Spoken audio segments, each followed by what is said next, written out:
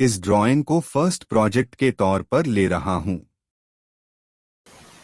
AutoCAD मैंने start कर ली है और यहाँ से ब्लैंक टेम्पलेट से शुरू करना है। अगर ये टेम्पलेट आपके में यहाँ नहीं शो कर रही है तो ब्राउज टेम्पलेट कर लें, यहाँ पे एक ऐड ब्लैंक टेम्पलेट कर लें ताकि हम लोग शुरू से सारी सेटिंग्स समझ सकें। अगर आप ड्राइंग में देखेंगे तो इंच फिट में पहले से ही सारी डायमेंशंस दी हुई हैं। कायदे से ये ड्राइंग बनवाते समय मैं प्लानिंग नहीं सिखा रहा हूँ, प्लानिंग कोई डिस्कशन नहीं कर रहा हूँ। ऑलरेडी ये प्लान्ड ड्राइंग है, रिनोड आर्किटेक्ट हैं गोरखपुर के संदीप सुरेखा जी, उनकी ड्राइंग है। और ये भी अभी कंप्लीट ड्राइंग नहीं है, मैंने बीच की इंटरमीडिएट ड्राइंग उठा रखी है क्योंकि कंप्लीट ड्राइंग्स लोग शेयर नहीं करना चाहते, बट इतनी भी ड्राइंग शुरुआती ट्रेनिंग के लिए सफिशियंट है। तो ऑलरेडी ये प्लान्ड ड्राइंग है, हमें केवल इसको रेप्लिकेट करना है ऑटोकैड पे।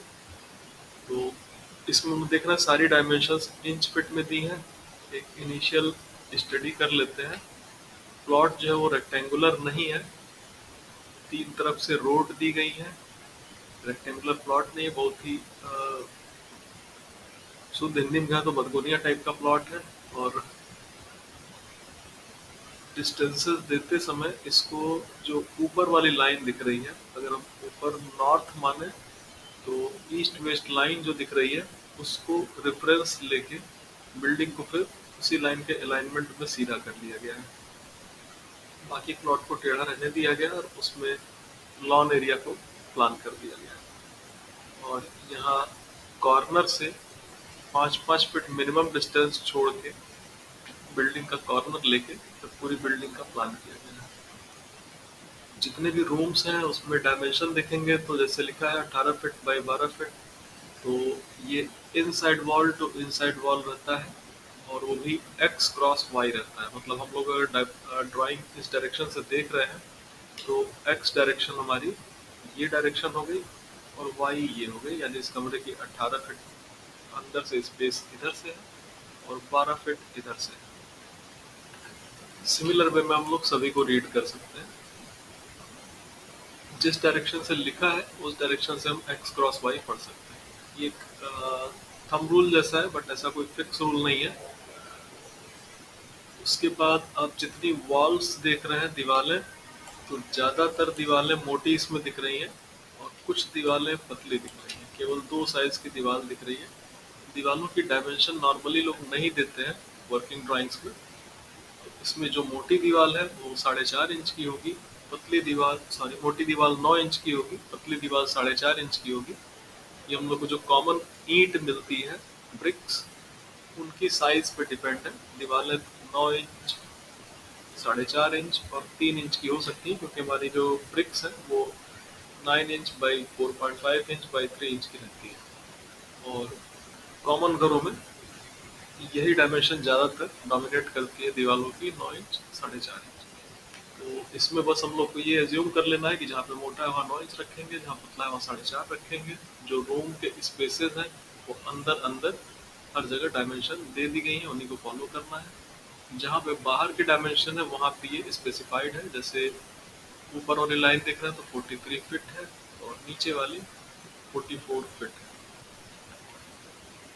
प्लॉट का साइज देखेंगे तो सबसे लेफ्ट साइड में 58 फीट, फिर 15 फीट 6 इंच, फिर 26 फीट 9 इंच, फिर 56 फीट। इस तरह से सारी आउटर डायमेंशन दी हुई है चारों तरफ से। इसमें एक एजम्पशन हम लोग को शुरू में ही लेना पड़ेगा कि ये कॉर्नर जो कि 58 फीट और 15 फीट 6 इंच के बीच में है वो 90 डिग्री पे है। फिर 15 फीट 6 इंच और 26 फीट 9 इंच के बीच में जो कॉर्नर है वो भी 90 डिग्री पे है। और 26 फीट 9 इंच और 56 फीट के बीच में जो कॉर्नर है वो भी 90 डिग्री पे है। बाकी 3 कॉर्नर वो 90 डिग्री पे नहीं है। ये 3 90 डिग्री पे और ये 3 अदर एंगल पे। उनका एंगल हम लोग को नहीं पता है, वो दी गई डायमेंशन से हम लोग इजीली निकाल सकते हैं। मतलब अगर ये 90 डिग्री की इंफॉर्मेशन हमें मिल जा रही है तो बाकी 3 एंगल्स हम लोग इजीली ड्राइंग से निकाल सकते हैं। हम लोग का शुरुआती काम ऑटोकैड में यही हो जाएगा कि पहले हम लोग को यूनिट्स देनी होंगी इंच फिट की, ताकि हम लोग इंच फिट में ड्रॉ कर सकें, और फिर पहले बाहर का प्लॉट बनाएंगे, फिर इस नीचे वाले कॉर्नर से, लोअर राइट कॉर्नर के कॉर्नर से 5-5 फीट के डिस्टेंस पे बिल्डिंग का कॉर्नर मिलेगा, फिर वहां से बिल्डिंग की ड्राइंग हम लोग शुरू कर लेंगे। ऑटोकैड पे चलते हैं।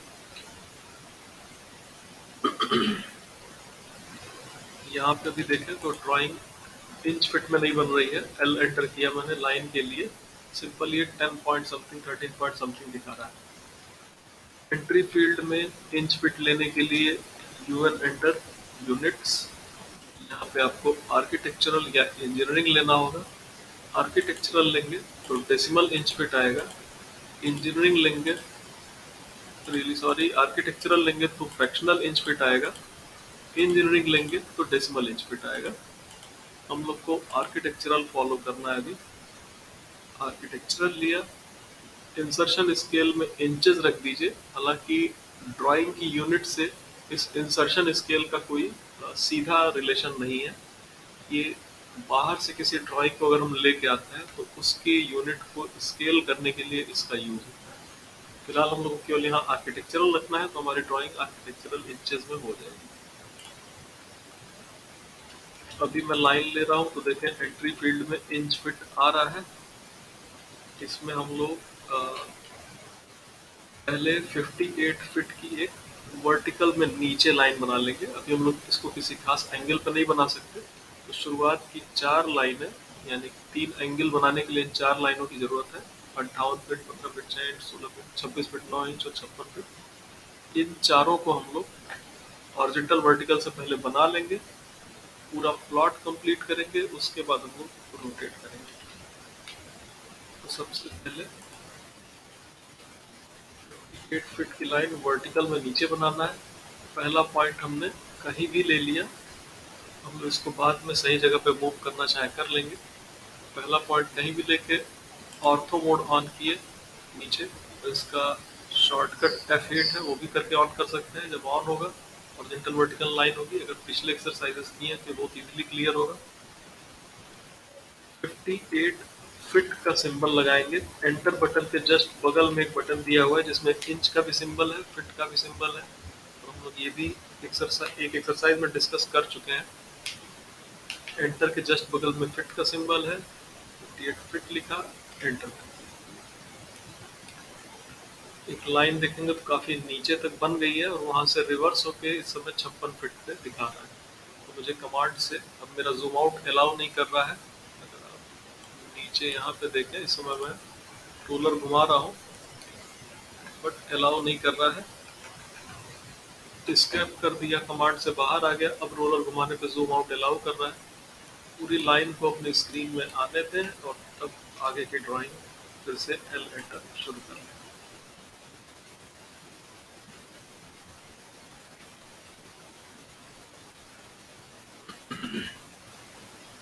58 फीट की लाइन बन गई है। अगली लाइन 15 फीट 6 इंच की है।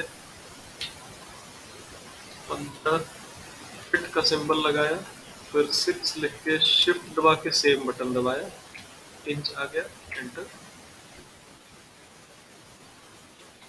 अगली लाइन 26 फीट 9 इंच की, तो ये माउस से नीचे डायरेक्शन दे दिया।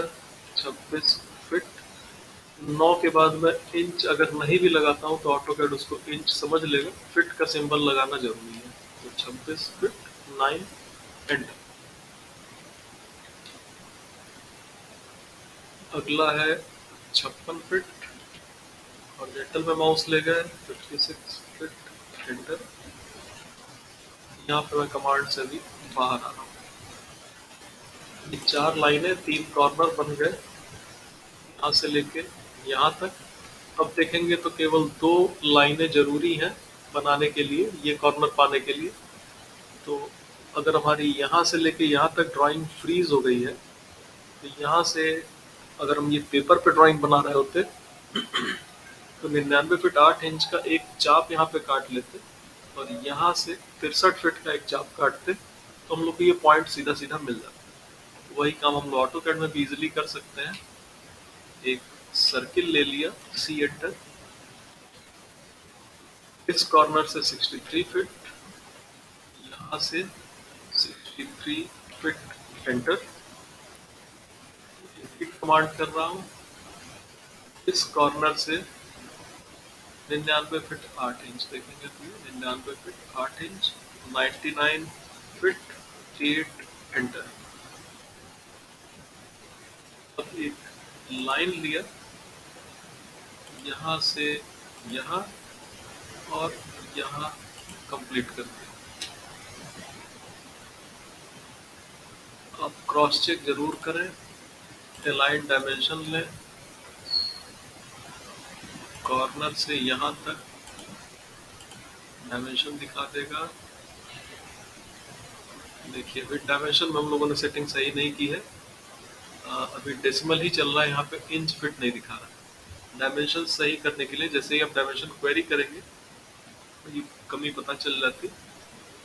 डायमेंशन सही करने के लिए डी एंटर, ये भी प्रीवियस बेसिक्स एक्सरसाइज में डिस्कस हो चुका है।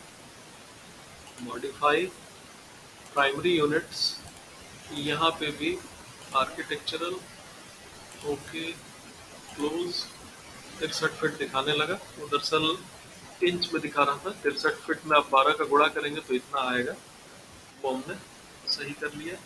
लेकिन अभी भी ये डायमेंशन दिखने में बहुत छोटी है, दूर से दिखाई नहीं दे रही है। इसको हम लोग कई बार डिस्कस कर चुके हैं। डी एंटर, मॉडिफाई, फिट में आ गए। यहाँ पे डिस्प्ले की ओवरऑल स्केल चेंज कर लिया, 100 स्केल पे एक बार चेंज करके देख ले रहा हूँ, यहाँ पे ठीक से दिखने लगा। अब डायमेंशन क्वेरी करेंगे तो ये इजीली दिखा देगा जो जो सही है या गलत आ रहा है।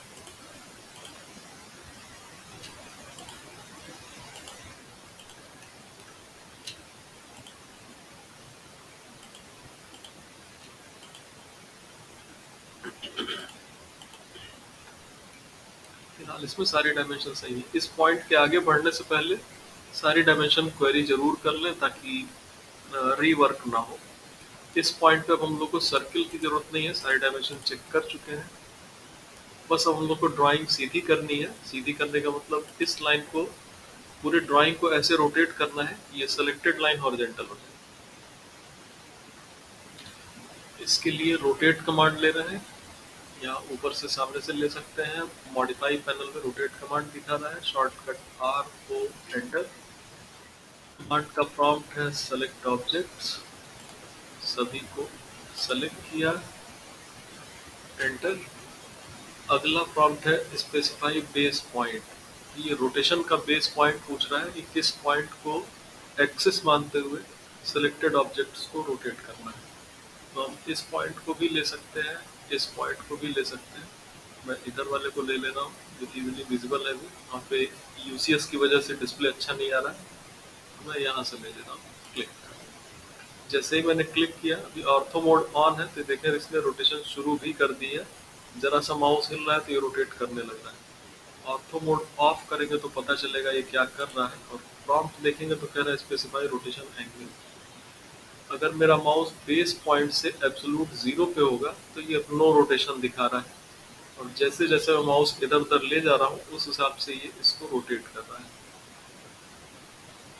ऑटोकैड को हम लोग से रोटेशन एंगल चाहिए, लेकिन फिलहाल हम लोग को रोटेशन एंगल पता नहीं है एग्जैक्ट। हम लोग को वो लाइन पता है लेकिन उसका एंगल नहीं पता है, और एंगल पता भी होता तो बहुत प्रिसाइजली नहीं पता होता, जिसको कीबोर्ड से एंटर करना कठिन होता है।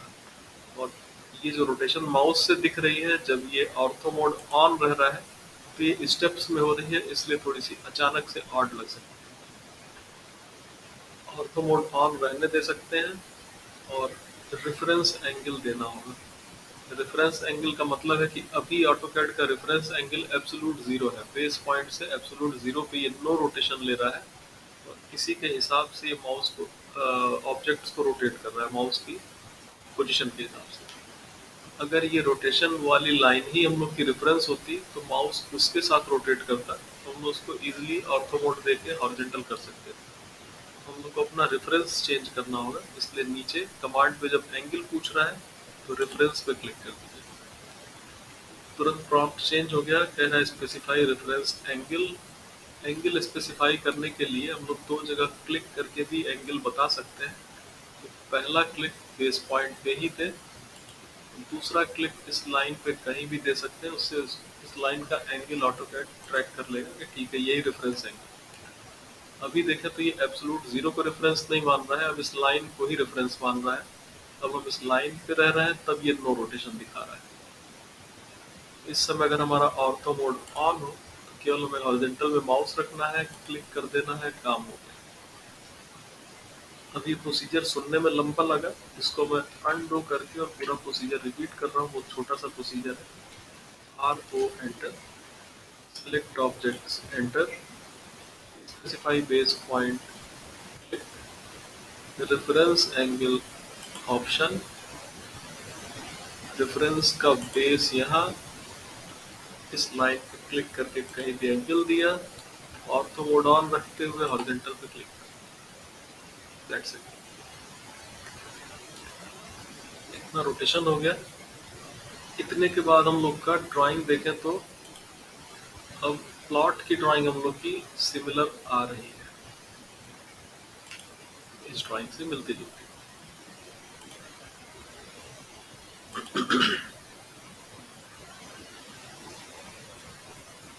यहाँ पे अगर हम लोग अब लेयर्स भी बनाते चलें, बेसिक्स तो ज़्यादा अच्छा रहेगा। बेसिक्स एक्सरसाइज में हम लोग देखे थे कि सारी ड्राइंग बन गई थी, 8 ड्राइंग, बाद में हम लोग लेयर्स बना रहे थे, तो ऑब्जेक्ट्स को लेयर पे भेजने में थोड़ी सी झंझट हो रही थी। अगर हम शुरू से लेयर पे ड्राइंग बनाए तो ज़्यादातर ऑब्जेक्ट्स लेयर पे रहती हैं, तो कई चीज़ें आसान होती हैं, ड्राइंग कठिन होने से पहले ही हमारे कंट्रोल में रहती है। तो अभी ही हम लेयर प्रॉपर्टीज मैनेजर मैंने खोल लिया। इसके लिए शॉर्टकट था LA एंटर। यहाँ से एक देखेंगे आप डायमेंशन भी बनी हुई है, तो इसलिए दोनों ऑटोकैड की लेयर्स ऑलरेडी पहले से पड़ी हुई हैं, हमको इन लोगों को नहीं छेड़ना है। और फिलहाल जितने बेसिक्स एक्सरसाइजेज थे उनसे हम लोग किसी लेयर की कोई खास ज़रूरत नहीं है, वो बेसिक प्रैक्टिस के लिए ही था। यहाँ से न्यू लेयर ले रहे हैं, बाउंड्री एरिया के लिए बाउंड्री लेयर ले रहे हैं, और डायमेंशंस के लिए डायमेंशंस लेयर ले रहे हैं। एक बार ड्राइंग में देख लें, डायमेंशंस पे कोई स्पेशल कलर नहीं दिया गया है, टेक्स्ट पे अलग कलर है, लाइन पे अलग कलर है, और यहाँ पे टिक्स दिए हुए हैं। ये सब हम धीरे धीरे देखेंगे कैसे सही करना है। हम लोग कलर में बिना छेड़छाड़ किए आगे बढ़ सकते हैं। बाउंड्री पे हम लोग डिफॉल्ट लाइन वेट रहने दे रहे हैं। डायमेंशंस पे 0.25 mm रख ले रहे हैं। बाउंड्री को भी बढ़ा लेते हैं, इसको हम लोग 0.5 mm रख ले रहे हैं। एक देखिए गलती हुई है, मैं डेफ पॉइंट्स सेलेक्ट करके जब न्यू लेयर बनाता हूँ तो जो नई लेयर बनती है वो डेफ पॉइंट लेयर से ही प्रॉपर्टी एक्वायर कर लेती है। तो उसमें गलती क्या हुई है, डेफ पॉइंट लेयर का प्रिंट परमानेंट डिसेबल होता है सॉफ्टवेयर की तरफ से, तो जो नई लेयर बन रही है उसका प्रिंट यहाँ पे डिसेबल आ रहा है, इस चीज़ का ध्यान देंगे। तो बाउंड्री का भी और डायमेंशंस का भी, अगर आप में भी प्रिंट डिसेबल आ रहा हो, जस्ट क्लिक करना है डिसेबल हो जाएगा, क्लिक करना है इनेबल हो जाएगा। तो अगर आप में भी डिसेबल आ रहा हो तो उसको इनेबल कर लीजिएगा। हमने दो नई लेयर बनाई, उनका नाम दिया और उनकी लाइन वेट दिया। डायमेंशन मैंने थोड़ी पतली रखी है, बाउंड्री लेयर थोड़ी सी मोटी रखी। लेयर मैनेजर को बंद कर दिया। अभी हम लोग को बेसिक्स एक्सरसाइज वाला ही काम करना पड़ेगा, क्योंकि हमने कुछ चीज़ें पहले ही बना दी हैं। तो जो चीज़ें डायमेंशन है उनको सेलेक्ट करके लेयर ड्रॉप डाउन को क्लिक करके डायमेंशंस पे क्लिक कर दिया, इनको ऑफ किया, और इन सभी लोगों को सेलेक्ट करके बाउंड्री लेयर पे भेजा, डायमेंशंस ऑन कर लिया और लेयर वॉक पे क्लिक किया। बारी बारी सारी लेयर पे गए और क्रॉस चेक कर लिया कि हमारा सब कुछ ठीक जा रहा है। यहाँ के बाद अब हम लोग आगे ड्राइंग में देखें तो बाउंड्री वॉल में पतली लाइन दिख रही है वॉल की, यानी कि ये 4.5 इंच की दीवार बनी है बाउंड्री, और 2 जगह इसमें गेट लगे हैं, एक यहाँ पे एक यहाँ पे। फिलहाल अभी हम लोग गेट को इग्नोर करेंगे और चारों तरफ बाउंड्री क्रिएट करेंगे। इसके लिए सिंपल ऑफसेट कमांड, ऑफसेट में पहला ही प्रॉम्प्ट है स्पेसिफाई ऑफसेट डिस्टेंस, तो हम लोग 4.5 इंच का ऑफसेट लेके हर तरफ बाउंड्री बना सकते हैं। सिंपल सेलेक्ट ऑब्जेक्ट और साइड देना रहता है, ऐसे करके बनाया जा सकता है, बट इससे हम लोग का टाइम काफ़ी लगता है अगर इस तरह से बनाते जाएं, क्योंकि अभी ये केवल इतने पे काम पूरा नहीं होगा। ये सारे ऑफसेट बनाने के बाद कॉर्नर्स को क्लीन करना होगा या कहीं कहीं पे ज्वाइन करना होगा। कहीं पे क्लीनिंग थोड़ी टफ होगी, जैसे यहाँ पे आ रही है, काफ़ी ज़्यादा टफ क्लीनिंग होगी, इधर भी ट्रिम करना, इधर भी, ये सब भी। अगर इस तरह से बनाते हैं तो ये सब एक एक लाइनें हम लोग को क्लियर ट्रिम करनी होंगी, इस तरह से।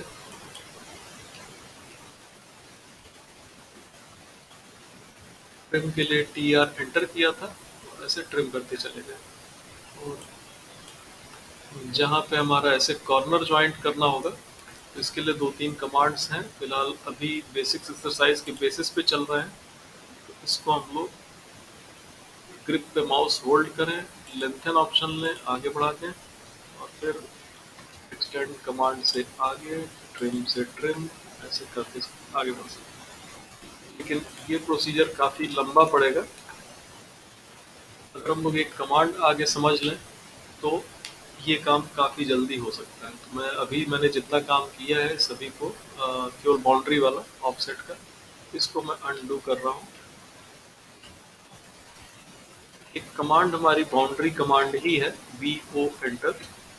इसका काम क्या होता है, अगर कोई भी क्लोज शेप है, मैं इस शेप को डिस्टर्ब नहीं कर रहा हूँ, बगल में एक रैंडम शेप बना ले रहा हूँ कुछ भी,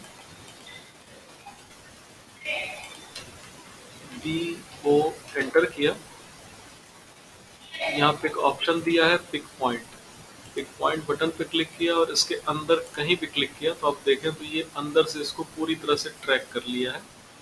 और यहाँ पे दे रहा है analysing selected data, analysing internal islands. Just अब हमको एंटर करना है। यहाँ पे प्रॉम्प्ट देखेंगे, बाउंड्री कमांड ने एक पॉली लाइन क्रिएट कर दी है। अगर हम इस ड्राइंग पे माउस ले जाएं तो अब देखें एक पॉलीलाइन बन गई है जो कि चारों तरफ से पैक्ड है। जो लाइन थी वो भी ऑलरेडी बची हुई है, लाइन डिस्टर्ब नहीं हुई है। जितनी जगह जाएंगे हर जगह एक लाइन भी दिखाएगा और पॉलीलाइन भी दिखाएगा। इस समय अगर मैं ऑफसेट लूँ और ऑफसेट में इस पॉलीलाइन को सेलेक्ट करूँ तो अब देखें ये चारों तरफ से एक साथ ऑफसेट क्रिएट कर दे रहा है। तो जो बाउंड्री कमांड है उसका बेसिक काम यही था कि किसी भी क्लोज शेप से वो चारों तरफ से पॉलीलाइन जनरेट कर देता है, अगर हम उसका डिफ़ॉल्ट ऑप्शन लेते हैं तो। फिलहाल हम लोग यही करने वाले हैं। VO एंटर किया, एक पॉइंट किया, अंदर कहीं भी क्लिक, बाउंड्री ट्रैक हो गई है, एंटर। O एंटर से ऑफसेट, ऑफसेट डिस्टेंस में 4.5, सेलेक्ट ऑब्जेक्ट में पॉलीलाइन सेलेक्ट किया। देखेंगे चूंकि 4.5 इंच का ही ऑफसेट है तो तुरंत से, अगर आप दूर से देखेंगे तो नहीं क्लियर होगा, किसी कॉर्नर पे जूम कर लें तो ये चीज़ आपको क्लियर हो जाएगी कि किधर क्लिक करना है। अंदर क्लिक करेंगे तुरंत 4.5 इंच का ऑफसेट हर जगह बन गया, कहीं ट्रिम एक्सटेंड करने की कोई ज़रूरत नहीं, एक ही बार में क्लियर आउट। और इस नई ऑब्जेक्ट की लेयर हम लोगों ने मैंने ध्यान नहीं दिया, इसको भी हम लोग को बाउंड्री पे ही रखना था। चलिए आगे से ध्यान रखते हैं लेयर्स का। यहाँ तक हम लोग बाउंड्री बनाए। अब हम अंदर की दीवार बनाना चाहते हैं, तो जैसे ही कोई नई टाइप की ऑब्जेक्ट दिख रही है तो मैं उसके लिए एक लेयर बना ले रहा हूँ। गुड प्रैक्टिस रखता हूँ कि शुरू में ही लेयर बनाए और लेयर पे ही काम करें। एक वॉल लेयर बना लिया, layer manager close, cross check भी कर लो। वॉल लेयर की थिकनेस भी ज़्यादा रहेगी, लाइन वेट ज़्यादा रहेगा, 0.5, ओके क्लोज। वॉल लेयर को ही अगर हम करंट लेयर करेंगे तब उस पर ड्राइंग बनेगी। करंट लेयर करने के लिए इसके ड्रॉप डाउन पे हम लोग इसके नाम पे क्लिक कर सकते हैं, और अगर हमारा लेयर मैनेजर खुला हुआ है तो इस आइकन पे जो स्टेटस आइकन है जिस पे डबल क्लिक करेंगे वो करंट लेयर हो जाएगी। यहाँ देखो मैंने डायमेंशंस पे डबल क्लिक किया तो यहाँ पे डायमेंशन दिखाने लगा, यहाँ डबल क्लिक किया तो वॉल लेयर आ गई। तो इस समय अगर मैं कोई लाइन सर्किल कुछ भी बना रहा हूँ तो ये वॉल लेयर पे जा रहा है।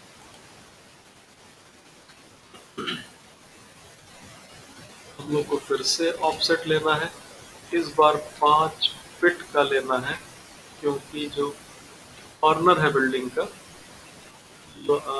लोअर राइट कॉर्नर, ये इस कॉर्नर से, बाउंड्री के कॉर्नर से 5-5 फीट छोड़ के ऑफसेट 5 फीट का लिया, बाहर वाली पॉलीलाइन सेलेक्ट करी और अंदर कहीं भी क्लिक कर दिया। अब हमारा एक तरह से चारों तरफ से 5 फीट का गलियारा तैयार हो गया है। अगर इसके इस कॉर्नर से मैं लाइन लेता हूँ तो ये नो डाउट 5 फीट से क्लियर होगी बाउंड्री से। वर्टिकल वाली लाइन 44 फीट की है और हॉरिजॉन्टल लाइन यहाँ पे 43-43 फीट की है, 43 फीट की है। 43 फीट एंटर, इधर 44 फीट एंटर। जो 5 फीट वाली पॉली लाइन थी उसको हमने डिलीट कर दिया। इन दोनों लेयर्स, इन दोनों लाइंस को सेलेक्ट कर रहे हैं तो देखिए यहाँ पे वॉल दिखा रहा है, और इन लोग को सेलेक्ट कर रहे हैं तो बाउंड्री, इनको सेलेक्ट कर रहे हैं तो डायमेंशंस। फिलहाल ये चीज़ें ठीक जा रही हैं। ये सेलेक्ट करके क्रॉस चेक करने का क्या मतलब था, अगर आप कोई ऑब्जेक्ट सेलेक्ट नहीं रखते यानी कि आपने स्कैप कर दिया है, जैसे ये सिलेक्शन है, स्कैप कर दिया, कोई भी ऑब्जेक्ट सेलेक्ट नहीं है तो करंट लेयर यहाँ पे शो करता है। अगर हम सेलेक्ट करेंगे तो सेलेक्टेड ऑब्जेक्ट की लेयर शो करता है। जैसे भी मैंने केवल डायमेंशन सेलेक्ट की, यहाँ पे डायमेंशंस दिखाने लगा। बाउंड्री सेलेक्ट की तो बाउंड्री लेयर दिखा रहा है सेलेक्टेड ऑब्जेक्ट की लेयर। इसी तरह से वॉल सेलेक्ट किया तो वॉल दिखा रहा है, और स्कैप करके डिसेलेक्ट रखा तो वॉल है, यानी कि वॉल लेयर करंट लेयर। यहाँ कॉर्नर की डायमेंशन में भी कंफ्यूजन हो सकती है, क्योंकि यहाँ पे डायमेंशन थोड़ी सी ट्रिकी दी गई है। अगर आप देखेंगे तो ये 5 फीट की दूरी केवल किसी लेमैन को समझाने के लिए ऐसा दिया गया है, ये रियल डायमेंशन नहीं है। अगर हम अपने प्रोजेक्ट में देखें, लाइन क्रिएट कर रहे हैं, इस बिल्डिंग के कॉर्नर से बाउंड्री पे परपेंडिकुलर डिस्टेंस खोज रहे हैं, वहाँ पे परपेंडिकुलर स्नैप भी दिखा रहा है, क्लिक किया मैंने, तो ये लाइन हॉरिजॉन्टल नहीं आएगी, थोड़ी सी टिल्ट आएगी, क्योंकि ये लाइन ही हमारी तिरछी है। सिमिलर वे में अगर इससे इधर परपेंडिकुलर खोजेंगे, यहाँ दिखा रहा है, क्लिक कर देंगे। अगर आपके सिस्टम में यहाँ पे परपेंडिकुलर स्नैप नहीं आ रहा है तो DS enter, drafting setting enter करें, ऑब्जेक्ट स्नैप पे जाएं और इन पे सारे स्नैप्स को सेलेक्ट ऑल करके ऑन रखें। हो सकता है आप में ये ऑफ हो, तो ये सेलेक्ट ऑल करेंगे सभी ऑन, ओके, तब ये स्नैप दिखाने लगेगा। तो अभी हम लोग क्रॉस चेक कर रहे थे कि क्या चीज़ इस दी गई डायमेंशन में गलत है। यहाँ देखें तो हॉरिजॉन्टल और वर्टिकल लाइन खींच के इसको 5 फीट दिखाया गया है, लेकिन मेरा पॉइंट ये था कि ये किसी लेमैन को समझाने के लिए है, क्योंकि अगर हम ऐसे तिरछी लाइन खींच के और इसकी अलाइन डायमेंशन 5 फीट दिखाते हैं, तो इस चीज़ को साइट पे किसी को समझा पाना बहुत मुश्किल हो जाता है, ये 5 फीट कैसे लेना है। मतलब अगर हम साइट पे प्लॉट पे खड़े हों और हमारा जो भी कारीगर है वो हमसे पूछ रहा है कि सर कहाँ से बिल्डिंग शुरू करना है, तो हम कहेंगे भाई इस दीवार से 5 फीट, इस दीवार से 5 फीट ले लो।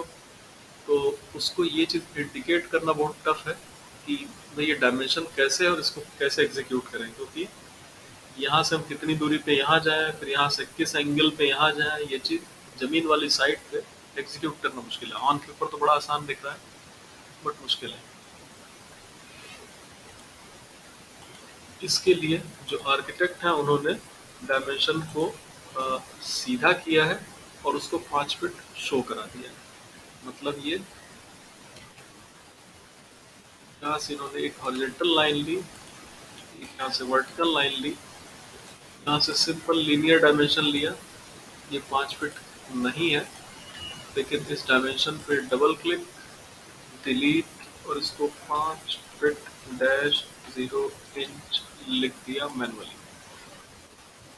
सिमिलर इधर भी click click click, real distance तो ये आई क्योंकि परपेंडिकुलर नहीं है, ऑफसेट में हम लोग की परपेंडिकुलर डिस्टेंस आती है, तो ये डिस्टेंस तो 5 फीट परपेंडिकुलर वाली है। यहाँ से ऑफसेट ये लाइन 5 फीट की है और ये लाइन 5 फीट की नहीं है, लेकिन इस डायमेंशन को फिर से वही सेम चीज डबल क्लिक किया, डिलीट कर दिया और 5 फीट डैश 0 इंच मैनुअली लिख दिया।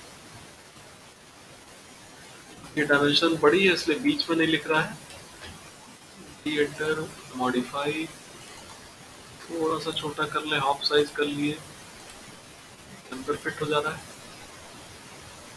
तो आर्किटेक्ट ने अपने सुविधा के लिए ऐसा कर लिया है, ऐसा दिखा दिया है, ताकि उसको साइड पे एक्सप्लेन करना आसान रहे कि भाई इस दीवार से 5 फीट ले लो, इस दीवार से 5 फीट ले लो, अपनी स्किल से जैसे भी ले लो, कॉर्नर बना लो, उसके बाद आप आगे के वॉल का लेआउट कर लो।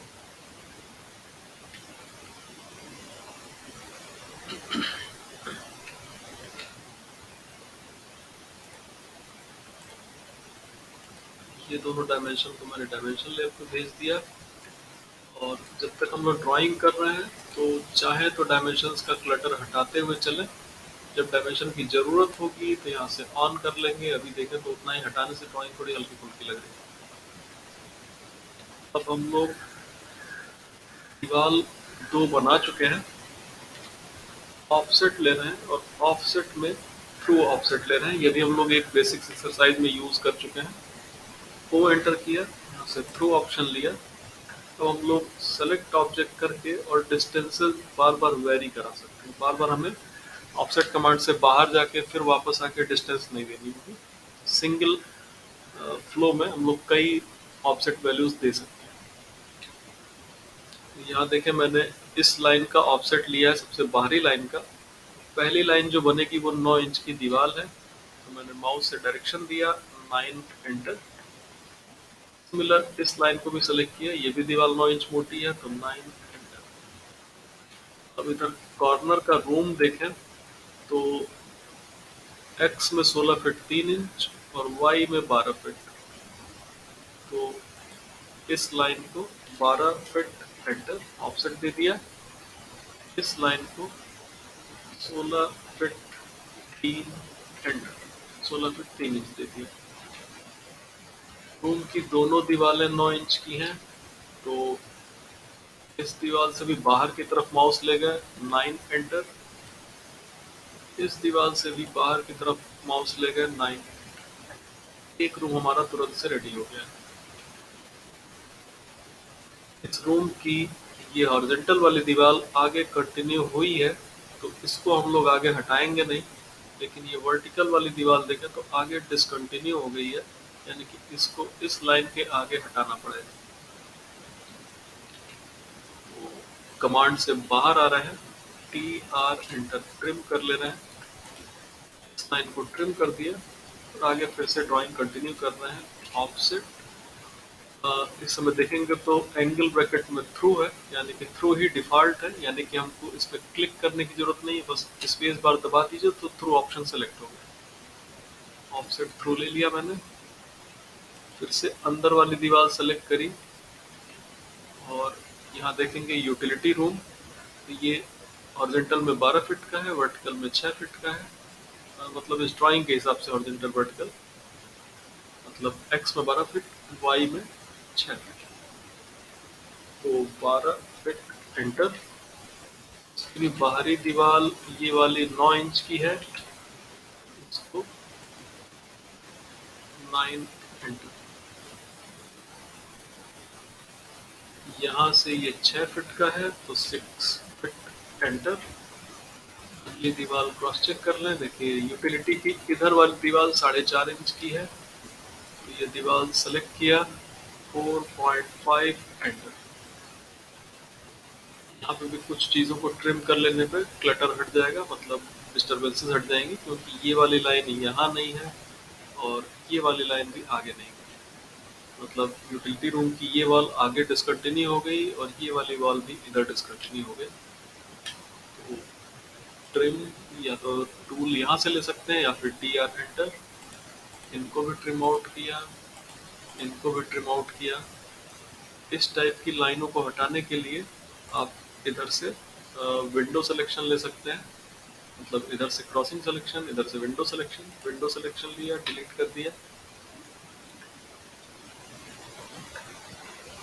सिलेक्शन के बारे में भी 2-3 बार चर्चा हो चुकी है। क्रॉसिंग सिलेक्शन से टच भी होता है तो सेलेक्ट होता है, और विंडो सिलेक्शन के अंदर पूरी तरह से ऑब्जेक्ट आती है तब सेलेक्ट होता है।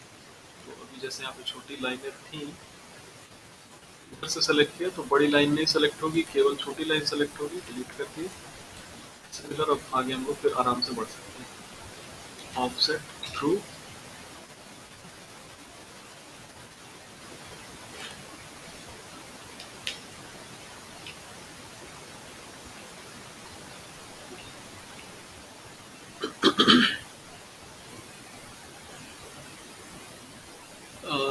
ड्रेसिंग और टॉयलेट का देखें तो एक्स में 5 फीट 7.5 इंच, वाई में 8 फीट, टॉयलेट भी वाई में 8 फीट। हम लोग पहले वाई वाला स्पेस ही बना ले रहे हैं, बाद में अंदर का स्पेस हम लोग सेपरेट कर लेंगे।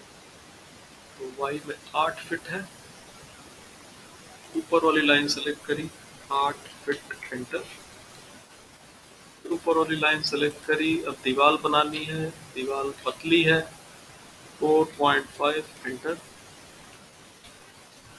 अगला रूम वाई में 15 फीट का है, ऊपरी दीवार 15 फीट एंटर। देखें तो अपने आप 9 इंच बचा है, मतलब 9 एंटर। अगर सही बनाएंगे तो ये चीज़ अपने आप मैच करेगी बड़े आराम से। अगर आपने इतना बना लिया है तो अब तुरंत से डायमेंशन ऑन कर लें और डायमेंशन लेयर को करंट लेयर कर लें। अगर चाहें तो अपनी सुविधा के लिए अभी डायमेंशन लेयर का कलर अलग रख लें। कलर चेंज करने के लिए यहाँ पे ड्रॉप करके सीधे इसके कलर पे क्लिक करके कोई कलर दे सकते हैं। तो मैंने रेड ले लिया है, इससे थोड़ा सा तुरंत से डिफरेंसेस दिख जाएंगे कि कौन सी चीज़ लेयर किस लेयर पे जा रही है। एटलीस्ट वॉल और डायमेंशन तो तुरंत क्लियर हो जाएगा। तो मैंने डायमेंशंस लेयर को करंट लेयर भी किया, उसका कलर भी चेंज कर लिया। अब हम रूम की डायमेंशंस रखने जा रहे हैं ताकि हमें एटलीस्ट ये अभी क्लियर होता चले कि हम गलती नहीं कर रहे हैं। अगर आप शुरुआत नए यूज़र हैं तो ये कर लेना ज़्यादा अच्छा है, ताकि एक साथ बाद में ज़्यादा करेक्शन ना आए। तो हर स्पेस का अंदर से अंदर का हम डायमेंशन ऐसे रखते हैं।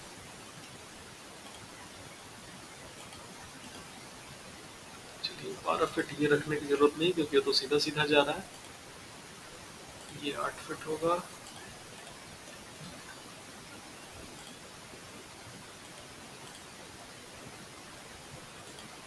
देखिए गलत क्लिक होगा तो गलत डायमेंशन बताएगा, सही क्लिक किया तो सही डायमेंशन बताएगा। अब ये कॉर्नर रूम है तो यहाँ पे मैंने दोनों डायमेंशन रख ली है, इसको आगे कंटिन्यू किया जाएगा। इधर का भी आप कंप्लीट करना चाहें तो करके तब चलिए इतना कंप्लीट कर लेते हैं। इधर का भी टॉयलेट एक्स में 5 फीट 9 इंच, वाई में 8 फीट 1.5 इंच, तो 5 फीट 9 इंच वाला कर लेते हैं। ऑफसेट थ्रू इस लाइन से 5 फीट 9 एंटर। बाहरी दीवार 9 इंच, यहाँ पे 9 इंच दी हुई है। फिर ड्राइंग रूम में 18 फीट। फिर देखें अगर डायमेंशन सही बनी थी तो ये अपने आप 9 इंच आया होगा। ऑफसेट में एक फ़ायदा है, देखेंगे तो यहाँ पे लेयर सोर्स है। तो मैं ओ एंटर कर रहा हूँ तो यहाँ सेटिंग्स में देखेंगे लेयर सोर्स है। तो फिलहाल मेरी करंट लेयर भले डायमेंशन है, लेकिन अगर मैं किसी वॉल ऑब्जेक्ट की लेयर का ऑफसेट बना रहा हूँ तो ये सारी ऑब्जेक्ट्स अपने आप वॉल लेयर पे जा रही है। तो ये हम लोग के लिए फिलहाल सुविधा है। हम लोग तुरंत से डायमेंशन रखना शुरू कर सकते हैं। सीधे डायमेंशन लेयर करंट लेयर है, कॉर्नर रूम था तो इसमें दोनों तरफ के रख दे रहे हैं। जब भी हम लोग का थोड़ा सा काम कंप्लीट जैसा हो जाए तो हम लोग इसको सेव करते चलें, क्योंकि अभी प्रोजेक्ट पहली बार बना है तो इसकी फाइल सेव करवाना भी बहुत ज़रूरी है। सेव या सेव एज करें और प्रॉपर लोकेशन ढूंढें जहाँ पे आप अपनी पिछली फाइलें रख रहे थे। जैसे मैंने अपनी फाइल यहाँ पे रख रखी है। अभी तक एक्सरसाइज 1, 2, 3, 4 ऐसे चल रहा था। इस फाइल का नाम हम लोग रखेंगे प्रोजेक्ट 1